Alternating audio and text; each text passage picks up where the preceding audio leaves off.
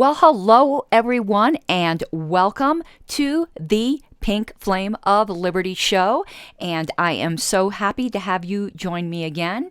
This week, we are going to continue our discussion of basic Big L libertarian principles by going through the National Party platform and actually explaining these positions, actually explaining why we hold them. Again, I am your hostess, Karen Ann Harlos of the House Anarchy, mother of parrots and herder of butts.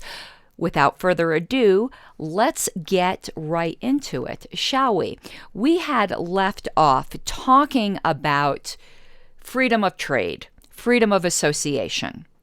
So now we are moving on to Plank 2.2, which is entitled The Environment, which is a big issue, particularly a big issue to Coloradans. So let's read it. Competitive free markets and property rights stimulate the technological innovations and behavioral changes required to protect our environment and ecosystems. Private landowners and conservation groups have a vested interest in maintaining natural resources. Governments are unaccountable for damage done to our environment and have a terrible track record when it comes to environmental protection. Protecting the environment requires a clear definition and enforcement of individual rights and responsibilities regarding resources like land, water, air, and wildlife.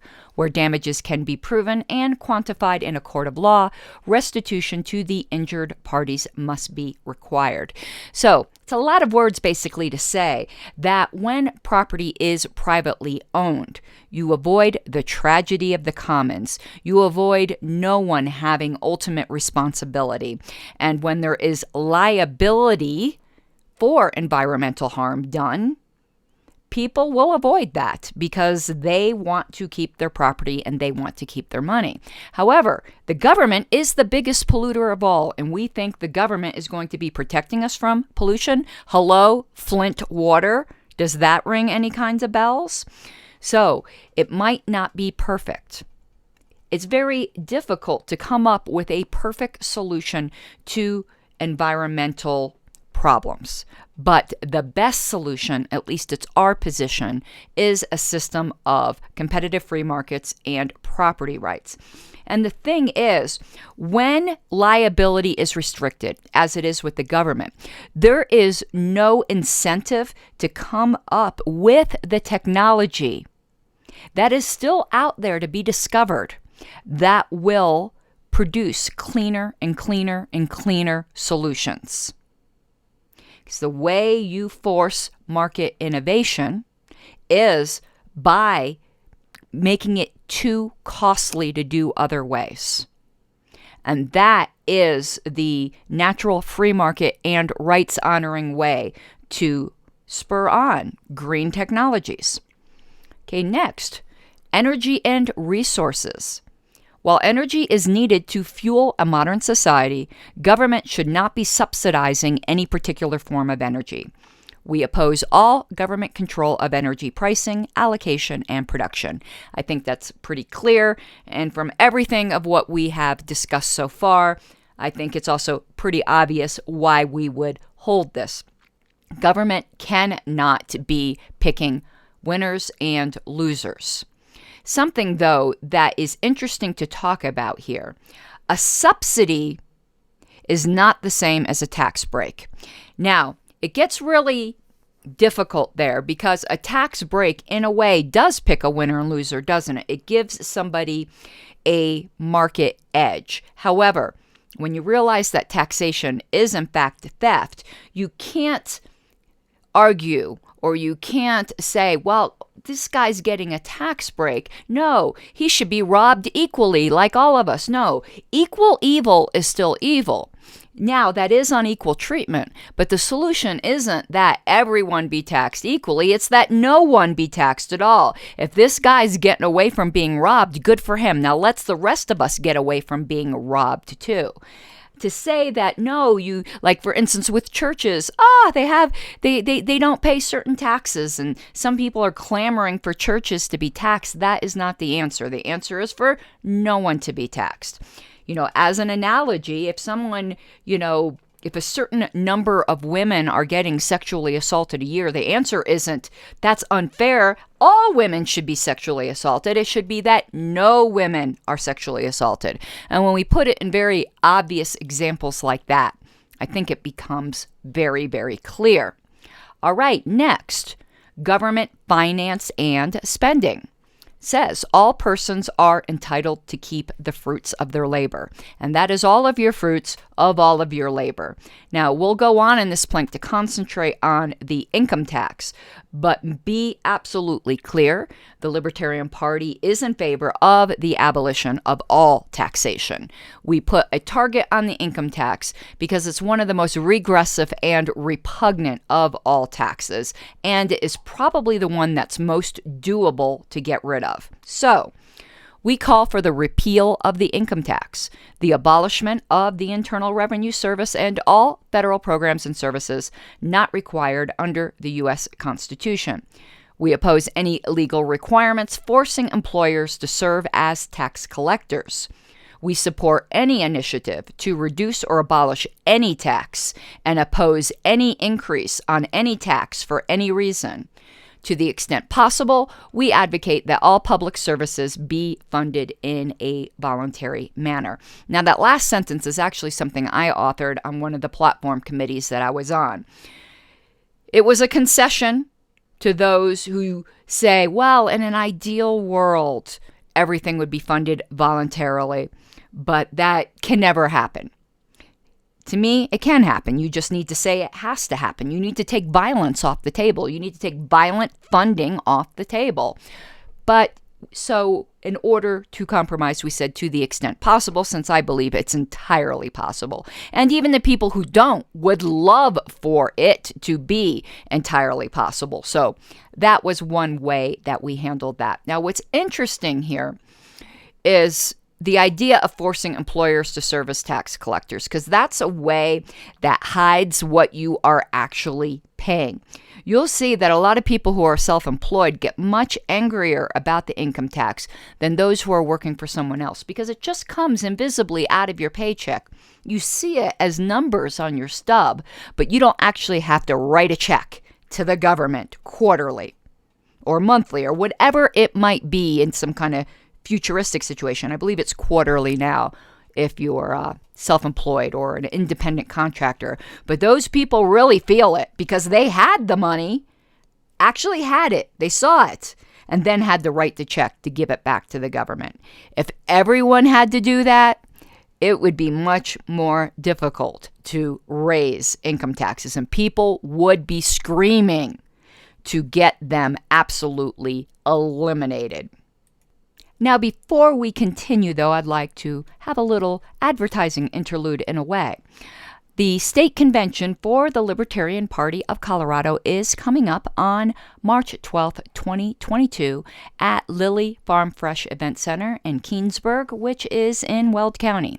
And if you would like to participate to help turn back the Libertarian Party to true liberty, which is what I have been actually presenting, and are a registered Libertarian, which is required to be a voting delegate, please mark that date and stay tuned here or keep checking back at our website at lpcolorado.org for more information. Or if you have realized through these discussions that you are indeed a libertarian, but not yet registered, you must be registered with the state of Colorado by December 12th to be eligible to be a voting delegate. But anyone can attend, voting delegate or not. Okay, back to our discussion. The next plank is on government debt. Government should not incur debt which burdens future generations without their consent. We support the passage of a balanced budget amendment to the U.S. Constitution, provided that the budget is balanced exclusively by cutting expenditures and not by raising taxes. Debt is a crime against our children and against our children's children. You want to talk about taxation without representation? They weren't even alive when we burdened them with this kind of just future sucking and soul destroying debt. Next up, government employees. We favor repealing any requirement that one must join or pay dues to a union as a condition of government employment. Union should be completely voluntary. We are not anti-union. We're anti-compulsory union. We advocate replacing defined benefit pensions with defined contribution plans, as are commonly offered in the private sector, so as not to impose debt on future generations without their consent. These unfunded liabilities and these government sweet perk packages that are offered to government employees, they are bankrupting entire segments of local governance, and this needs to stop. You know, it's so easy to be writing a check on the future that the present can't cash, and we need to stop doing that. Future generations are going to look back, particularly on the boomers, sorry boomers, and curse your memories because you lived high on the hog and left the check for them to pay. And that is unjust and unfair, and we should not be able to sleep well at night knowing that. All right, we will be back in a few moments. Talk to you then. Okay, welcome back, everyone, and we're just going to get right back into our deep dive on Big L, size does matter, libertarian philosophy by going through the National Libertarian Party platform and talking about what it actually means. So the next item up is money and financial markets. It states, we favor free market banking with unrestricted competition among banks and depository institutions of all types. Markets are not actually free unless fraud is vigorously combated. Those who enjoy the possibility of profits must not impose risks of losses upon others, such as through government guarantees or bailouts. We support ending federal student loan guarantees and special treatment of student loan debt in bankruptcy proceedings.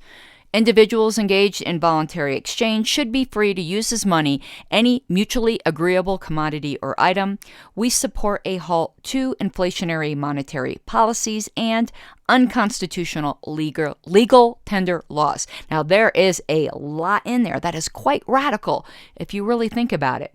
You know, the government right now tells you what you can and cannot use as money because they want to be able to track it. They want to be able to tax it. They want to make sure you're not, doing anything that they don't approve of, which is right now nearly anything fun. So we hold that if two people want to agree to use, a cup of spit as their legal tender, they have every right to do so. We also do not agree with all the government regulation in the money and financial markets. However, we would favor very, very vigorous combating of fraud. Because again, as it states, you cannot really have a free market unless it's without fraud, because fraud distorts the market and imposes higher costs on other people. Now, what's very timely in here, and this was just added, I think, 2 conventions ago, where it says we support ending federal student loan guarantees and special treatment of student loan debt in bankruptcy proceedings. You cannot discharge student loan debt in bankruptcy proceedings.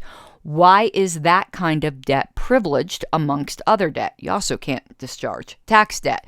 That's a whole other thing. But the fact that this debt is so protected by the government, the schools are actually incentivized to jack the price up because their risk of loss is minimized because it's subsidized by the state. That when government started, subsidizing guaranteeing these student loans, that's when the cost of college went way, way off. Because when you can make a ton of money with very little risk of loss, you are going to do it. And you are going to milk that cow till its udder is sore. And that is exactly what was going on.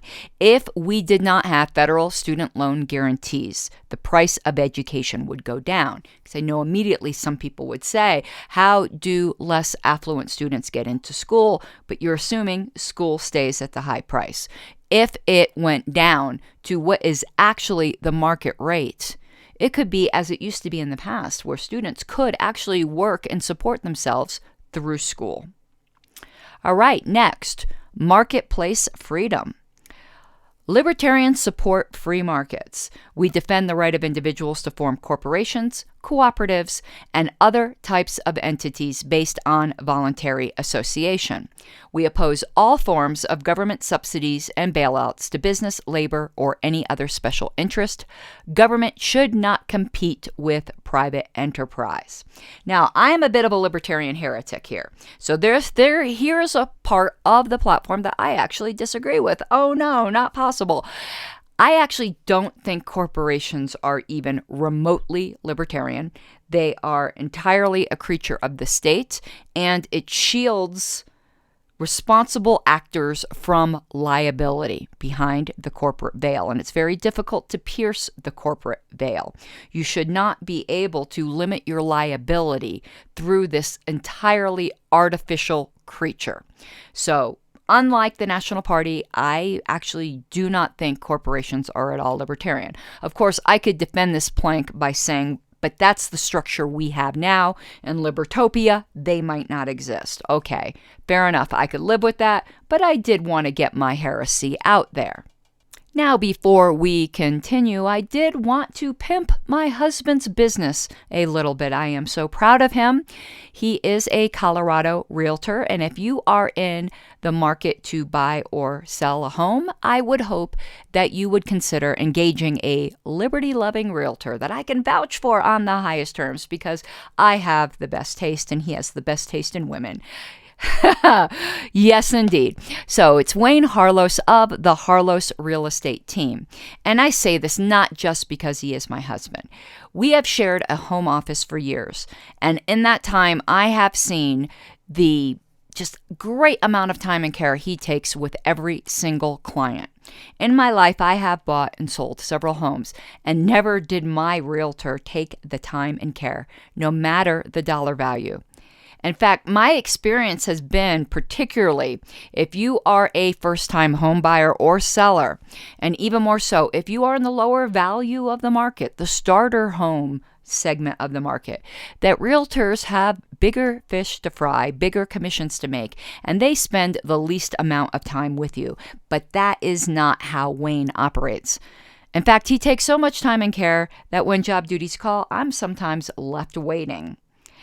Getting a good and caring realtor is one of the most important decisions you can make. So please do consider giving Wayne a call at 303-229-3435 or emailing him at wayne@harlosrealestateteam.com. Thank you so very much. Okay, next up is the licensing plank. I'm particularly proud of this because it passed pretty much without objection at a convention of libertarians. And if you know anything about libertarians, you get 5 libertarians in a room and you'll get 105 different opinions. But this was so non-controversial, and it was first in the Colorado Libertarian Party platform plank, and a couple of us from Colorado, myself and Mike Seebeck, had proposed it at the national level, and now it's in the national platform, and it reads, Libertarians support the right of every person to earn an honest and peaceful living through the free and voluntary exchange of goods and services. Accordingly, we oppose occupational and other licensing laws that infringe on this right or treat it as a state-granted privilege. We encourage certifications by voluntary associations of professionals.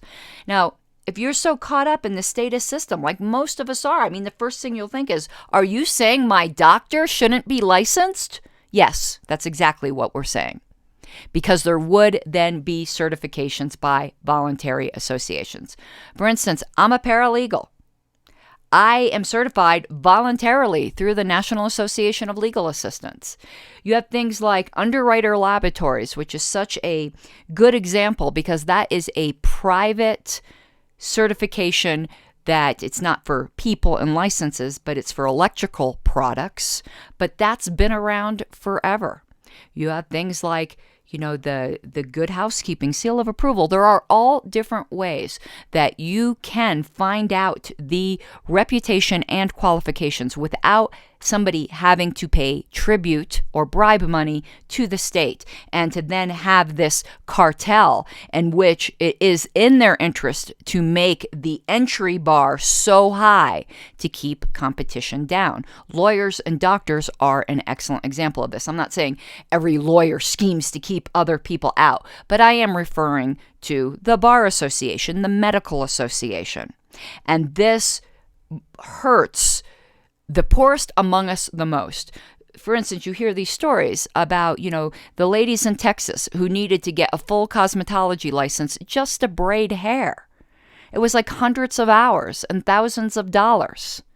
You need a license to braid hair? Really? So this needs to go.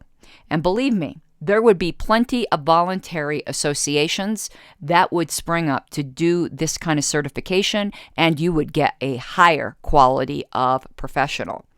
Now, the next plank is one that might rankle some of you who are the more Republican or conservative among my listening audience. But this plank is entitled Sex Work. Boom, chaka, wow, wow.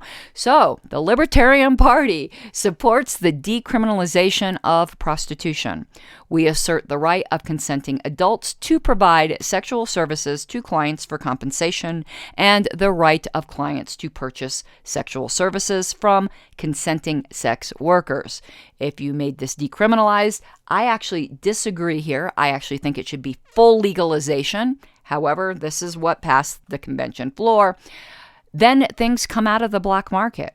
Then there will be certifications by voluntary associations of sex work professionals in which you would be able to know that the prostitute that you might be seeing has a health check. You won't have to worry that she or he is potentially part of a human trafficking ring.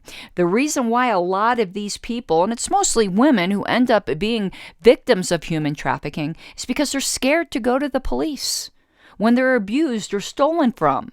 They're scared to go to the police because they are working in an illegal market. Getting everything out in the open makes everything safer for everybody. They say it's the world's oldest profession for a reason. You are never going to get rid of it. So let's find a way to integrate it into society in a healthy way for everyone. And you don't have to approve of this kind of work, just like I said earlier in our platform. Our assertion of someone's right to do something does not indicate approval or disapproval. Disapprove all you want, but it's not your right to control someone else's body. All right, we will continue after the break.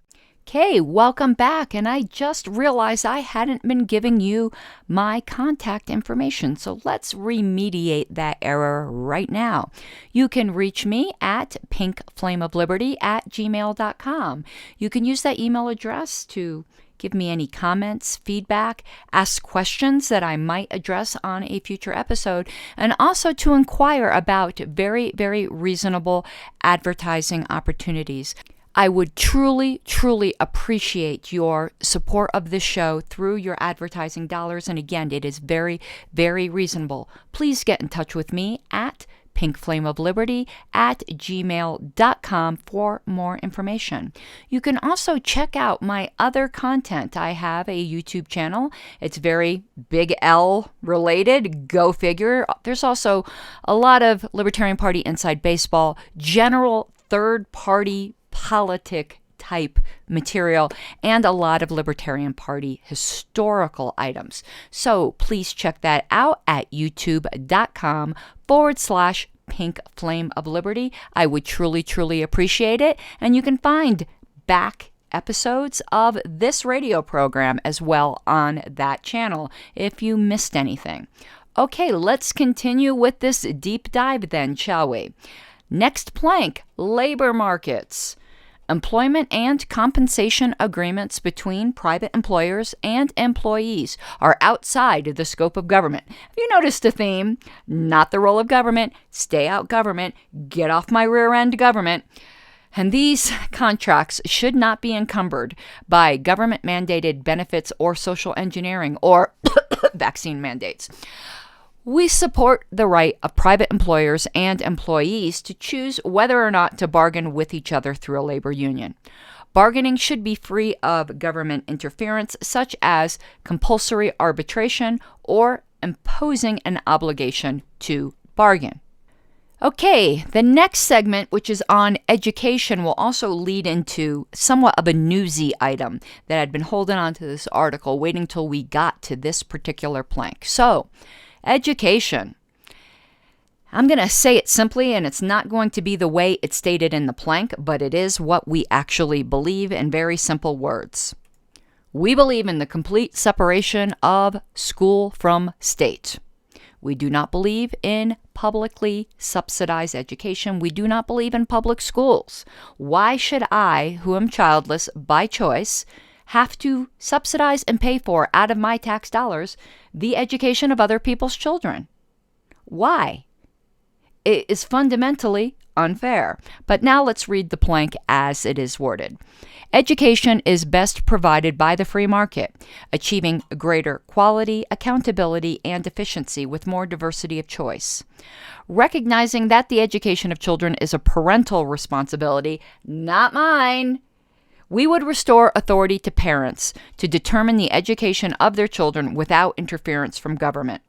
Parents should have control of and responsibility for all funds expended for their children's education. Now, while we ultimately would not favor any kind of public funding of education, this plank does allow for, as an interim measure, things such as school vouchers and things like that. Some people don't think that's a step in the right direction.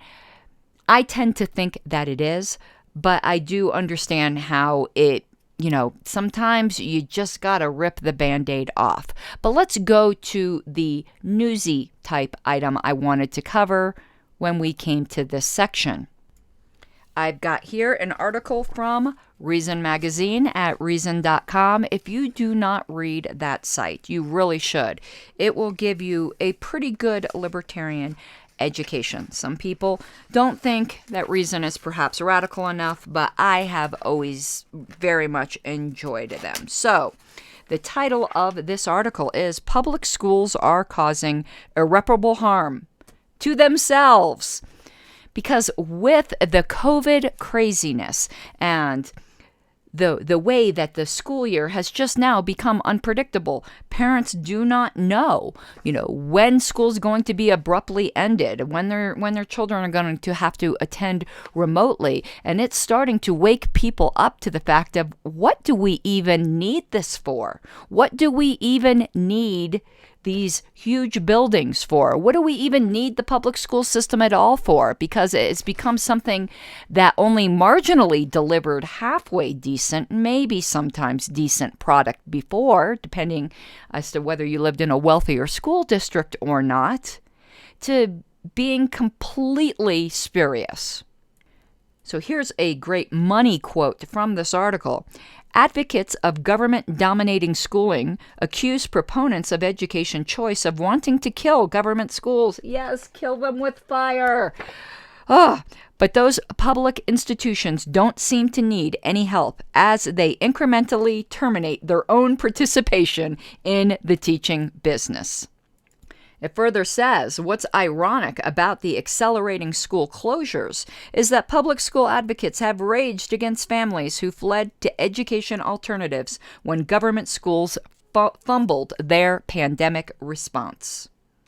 And a lot of this is, quote unquote, thanks to teachers' unions, which are a scourge upon education. It says that the most enthusiastic converts to homeschooling were African Americans, among whom DIY education went from 3.3% of students pre-COVID to 16.1% in the fall of 2020. That is huge. Nevertheless, teachers' unions, control freak politicians and their allies continued to insist that anyone who wants to let families guide their kids' education instead of forcing them to subsidize government institution is hell-bent on ending public schools. Well, you can raise my hand as someone who is unashamedly hell-bent on ending public schools, as if that's something to be ashamed of. Continuing. That narrative also becomes difficult to sustain or maybe just irrelevant when public schools set about ending themselves. But instead of having the good grace to exit the scene in a planned way, they self-immolate in abrupt increments, one day here, a few days there, 1/5 of the school week elsewhere, with little provision made for transitioning to something else. And parents, now that was the end of quote. Now parents are doing it for themselves and realizing they can do it for themselves and have a much more quality bond with their children and control over what their children are actually being taught, instead of a lot of the nonsense, just absolute nonsense that's being taught in public schools today. And a closing quote here: "It hardly matters if proponents of education choice want to kill public schools if those schools commit suicide mid-argument." So I'm just finding it quite delicious the way the pandemic is proving libertarians right. And hopefully it will open people's eyes that this is not only doable, it is something that is desirable. Okay, the next plank, healthcare. It's another biggie, isn't it? We favor a free market healthcare system. We recognize the freedom of individuals to determine the level of health insurance they want, if any, the level of healthcare they want, the care providers they want, the medicines and treatments they will use, and all other aspects of their medical care, including end-of-life decisions. People should be free to purchase health insurance across state lines. Now, when I first learned that you couldn't purchase health insurance across state lines, I'm like, that is crazy pants. What is the justification for that? Like, some of these laws are just plain stupid. Some people will complain and they'll want socialized medicine, which is just like equally terrible for everybody. It's equal, all right, equally bad. Grandma, the death panel will see you now. But if we actually had a free market healthcare system, if the government would get out of the way, we would have high quality healthcare at affordable prices. Look at the types of medical procedures that have gone down in price. They're the ones that the government has stayed out of. They're the ones that are more elective. Think LASIK eye surgery. That is not something at which the price has gone up. The quality has gotten better and the price has gone down. That's what happens when you allow the free market to compete. And lastly here, I am going to murder a sacred cow. Retirement and income security.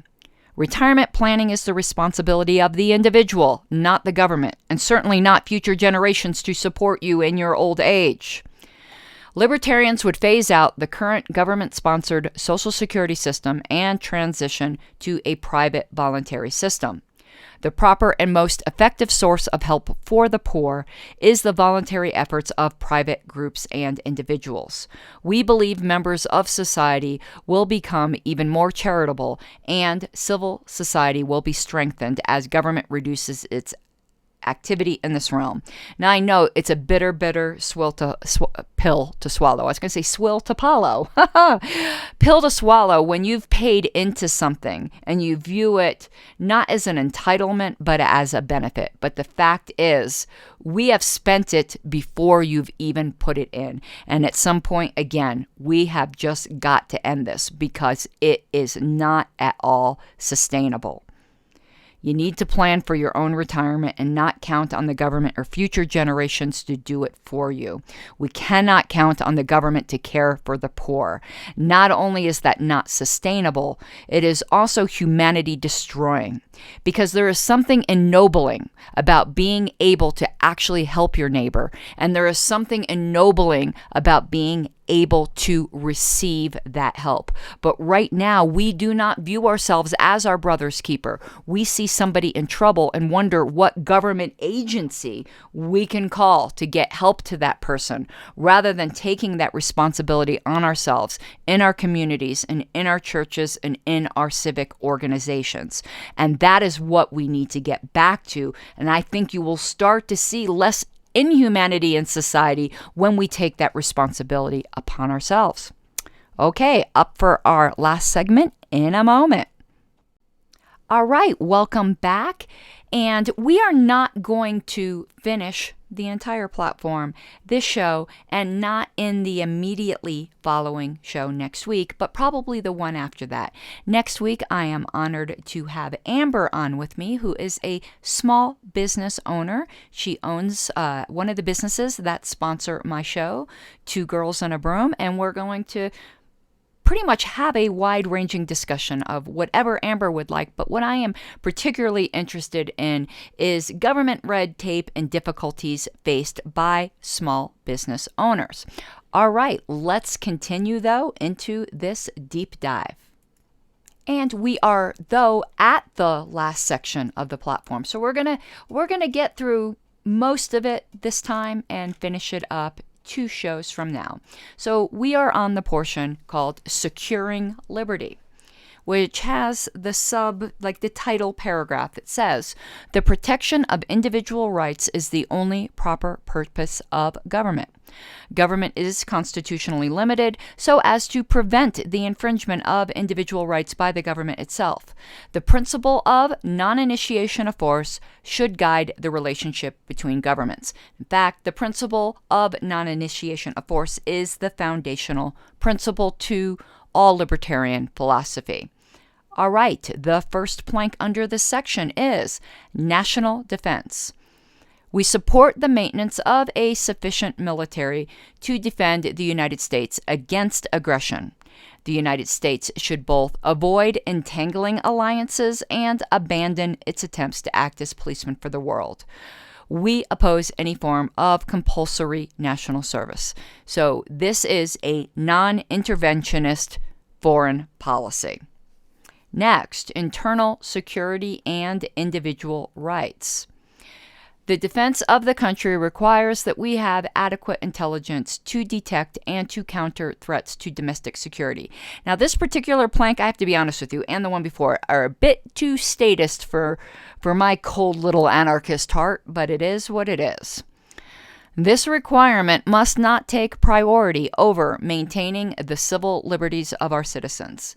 The Constitution and Bill of Rights shall not be suspended even during time of war. Intelligence agencies that legitimately seek to preserve the security of the nation must be subject to oversight and transparency. We oppose the government's use of secret classifications to keep from the public information that it should have, especially that which shows that the government has violated the law. We oppose the use of torture and other cruel and unusual punishments, without exception. That last sentence is a somewhat recent addition. I do think this plank, though, needs to be overhauled.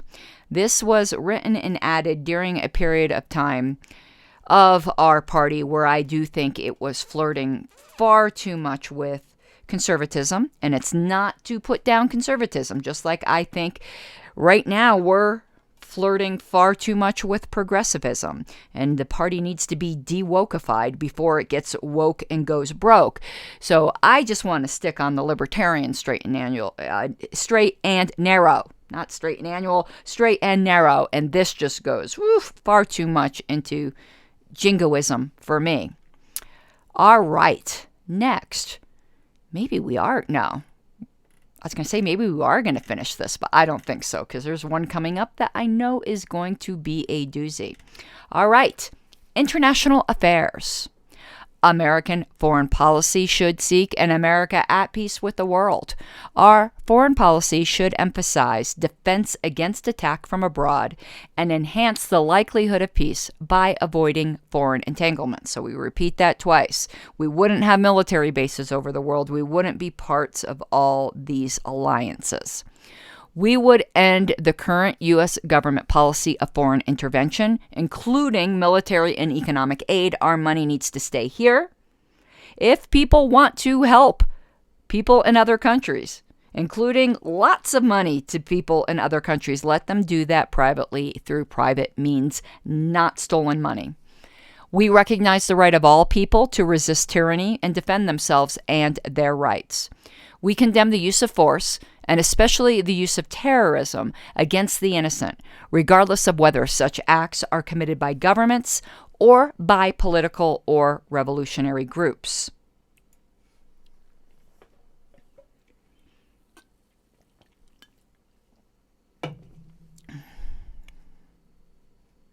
This would include any type of quote-unquote terrorism. And no, refusing to get vaccinated is not terrorism. But yes, looting neighborhoods for political purposes can be, in fact, considered terrorism, even if it is other American citizens that are doing that. Now, here's the one that's coming up that I thought would be a doozy. And again, trigger the more conservative bent in my audience.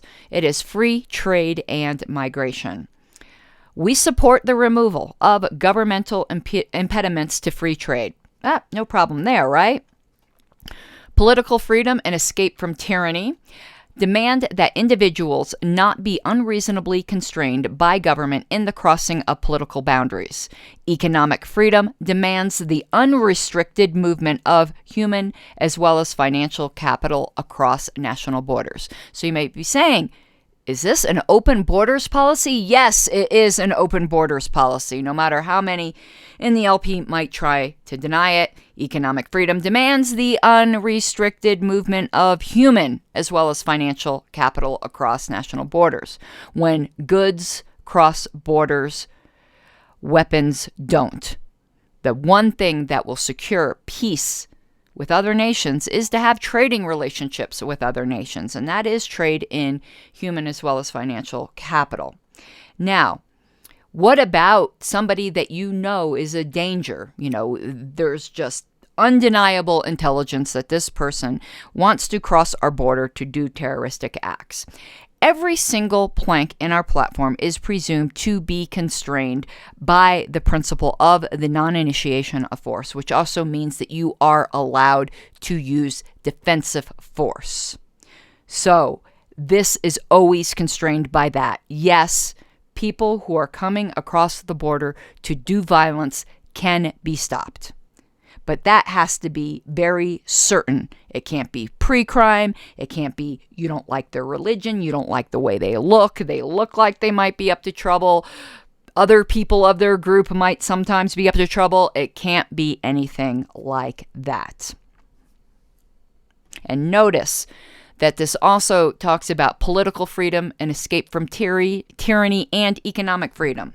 So we do not believe in these very arbitrary classifications that it's okay to be a refugee if you are fleeing political tyranny, but not if you're seeking greater economic freedom. We see no difference in that. That when immigrants come here, they enrich us all. And that the rhetoric against immigrants is so terribly, terribly destructive. There is nothing magical about being popped out of a vagina at a certain longitude and latitude. In fact, more crime is committed by people that were born here. Are we going to now say you shouldn't have unrestricted movement across state boundaries? I mean, what kind of borders are we talking about here? People can go from one state to another and they're taking our jobs. So why is it different from one country to another? We are all of one race, the human race. And if people are coming here seeking a better opportunity, there is room and opportunity for us all. It is not the fixed pie that the fearmongers would have you believe. All right, next, and we might have to continue this in the next one because this is another big one. Rights and discrimination. Libertarians embrace the concept that all people are born with certain inherent rights. We went over this before. This is negative rights, like your right to life.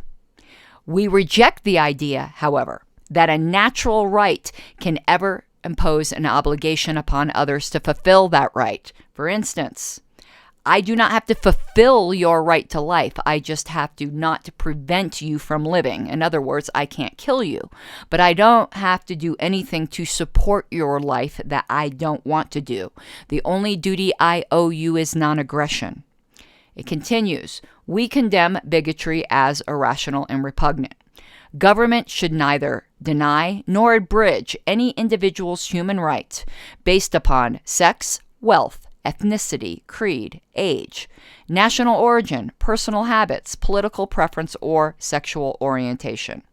Members of private organizations retain their rights to set whatever standards of association they deem appropriate, and individuals are free to respond with ostracism, boycotts, and other free market solutions. So yes, this does mean that businesses, these private organizations, can exclude people, can refuse to serve people based on criteria that we would consider irrational and repugnant. But you can't force someone to be another slave.